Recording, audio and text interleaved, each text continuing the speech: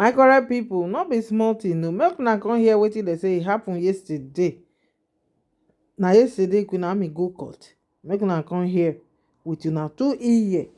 The person, the lawyer when he dey there gangan, na him don talk come and so for where dem for interview am. I say the something shock me.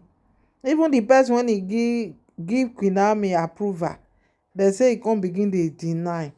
So na go lis ten by una sef, una come hear the whole thing when dem say e happen for here. So my people, make I put una abeg before then, make una help me subscribe to this channel. Subscribe, follow me, and leave your comment too according to wetin una watch. Almighty God na him go bless una.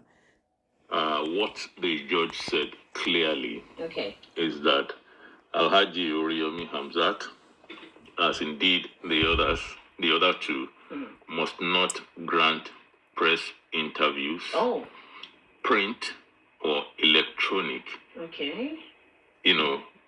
concerning the case. It's not as if they shouldn't even grant, press interview concerning culture, tradition, concerning any other thing. Will not make any public But appearance at all. about the case, they must not grant press interview. Individually, not that it's a radio station. No. You see, it's also said that he must not also cause anything to be said about the case. Okay. You see, that's the totality of, and we are, as journalists, we are used to these things. This is not the first time that a court would restrict or make such statements, concerning people who are wards of the court, that this is going to be your conduct For the period. for as long as this case persists, up till the time we get to the conclusion. So let me go on to first report in summary what happened in the courtroom yesterday. I'm sure he's waiting to listen to. And so we got in there and sat down in court 8, waiting for His Lordship, Honorable Justice Kamaruddin B. Olawoyin. And so the judge attended to the applications in this particular order. The first was Alhaji Abdullahi Fasasi, the principal. Second, Olori Shilepunla, and third, Alhaji Oriyomi Hamzat. That's how he attended. And in summary, Honorable Justice Olawoyin did 2 things before determining the bail conditions. One, he touched on certain highlights as argued by the counsel on both sides. He brought us to par concerning the highlights of the arguments of, the lawyers, and then, of course, the state. He anchored his ruling on 2 key factors, which I mentioned in my last report. In the case of Fasasi, the judge affirmed that the Ministry of Education indeed received an application for usage of the premises. Payment was made, acknowledgement was evident, that the state was only raising a narrative after the tragedy, that there was no formal approval. He said there was ostensible approval. That's the word he used, ostensible approval, because the ministry neither approved promptly nor denied promptly. So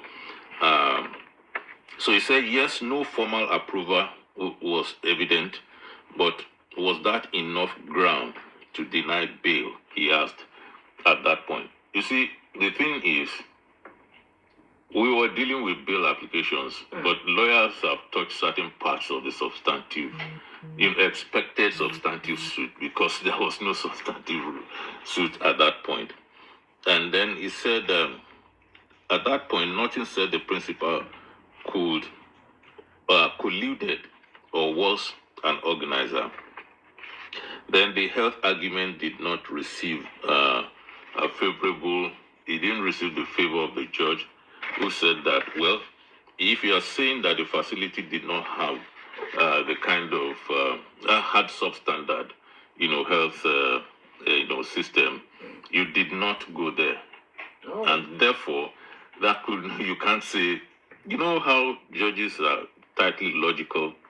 So, and then he went on to, it could not then be argued that the Medicare there was non-existent or substandard.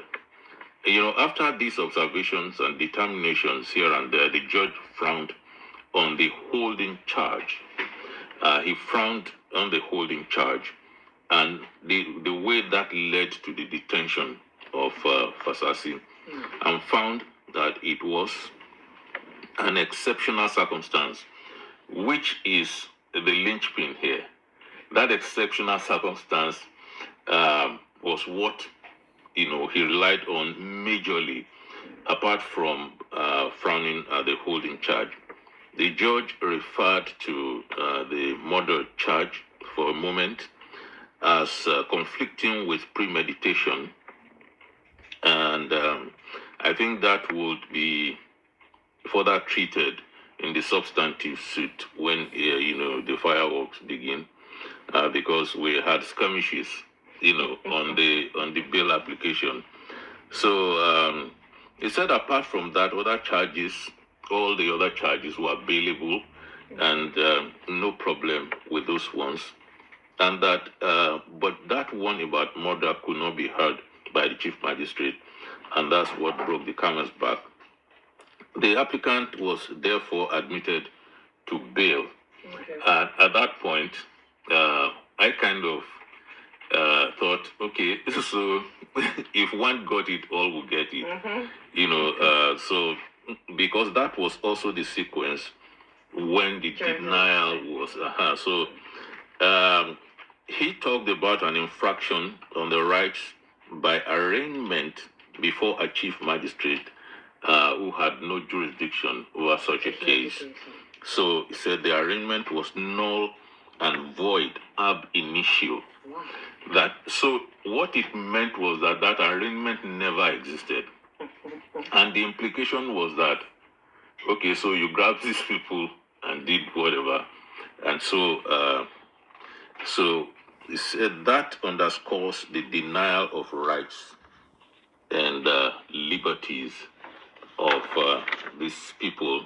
So the Honorable Justice Kamaruddin B. Olawoyin adopted the same premises to grant bail to the other two applicants, Olori Naomi and Alhaji Oriyomi Hamzat.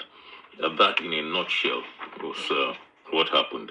Of course, you had the usual ups and downs, especially when the judge started reading his ruling, when we had our hearts in our mouths. Right. That, okay, but along the line, the promise started showing that we're likely to leave this place happier than we came in. And I guess that's what happened at the end of the day. Okay, I do not seem to be so clear on the issue of how do you approved the application for the venue. You said it was ostensibly approved or wasn't ostensibly approved? Yes, what that means is that, you see, the process took place. And, which might mean the state was just being clever. Oh. After the tragedy happened, that, okay, you know what? Yes, you applied, but, we did not approve. And so that approvals usually take about 3 weeks. And that since we did not approve, we just went ahead to use the place. And so the judge on the day was not taking that. It was just because of the tragedy that you're saying that you took money was paid, receipt issued. So if you had anything you were going to say to disapprove of the place being used, you should have done that. That, okay, your request denied or your request approved. But I guess because there's a loose way of transacting this business, and indeed according to them, it's not the first time, it's not the second time. You know, this thing has been going on for a very long time. A very familiar and so maybe when the case, you know, starts to be heard properly, all those things will come out. That how did you do it in the past? If you're saying this particular one, you know, was not approved and so on and so forth. So we're going to see how these things would unfold at the end of the day. I'm sure that will be communicated because the charges were freshly minted and submitted on Friday. So the lawyers are the ones that will get the date first. And then, of course, it will be communicated, I'm sure. All right, then. So that's all we need to know. At this point, yes. At this point. All right. Maestro, reporter for Akita FM. Yeah. And you know, it's quite fascinating, you know, the crowd. The crowd in court, the crowd at the correctional facility, everywhere. Back over here. You know, it would look like, you know, the return of a politician from exile. It's interesting, really. Wow. I know that. Okay. My correct people, see the way when they judge the case, my people. Very, very touching. I thank God though. Na God na him we go see dey pray make he set Queen Naomi free.